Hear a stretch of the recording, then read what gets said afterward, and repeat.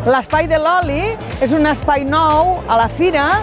Nosaltres estem molt contents de que hi hagi aquest espai i que tinguem un lloc en els mercats per poder donar a conèixer el nostre producte, un producte de la zona, de proximitat i que realment està molt valorat a tot el món. Llavors, doncs, estem contents de poder donar a conèixer aquest producte a la ciutadania que potser no està tan acostumada a consumir un producte autòcton de la terra. Nosaltres és la primera vegada que venim en aquesta fira i la veritat és que l'experiència ha estat molt bona.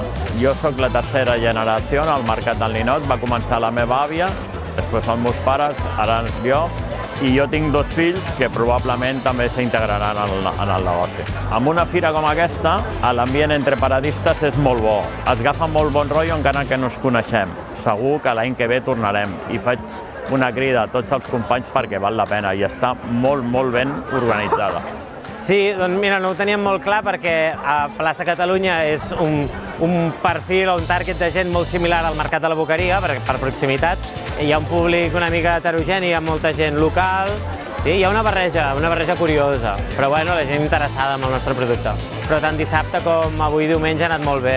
Dissabte molta gent, inclús anem una mica curt de producte, però bé, supercontents amb el canvi i molt bé.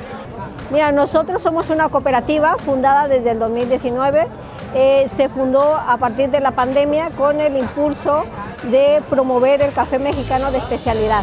Empezamos con el café mexicano de Chiapas, yo soy originaria de Chiapas, y era un poco promover el estado productor más importante de México, que es Chiapas a nivel nacional, y que realmente México a nivel internacional no es tan reconocido con el tema del café, sino más por la gastronomía, pero no tanto por el café. Entonces queríamos también un poco que la gente se dejara seducir por nuevos sabores de café de especialidad, porque México también tiene 7 estados productores, pero no tiene tanta difusión a nivel internacional.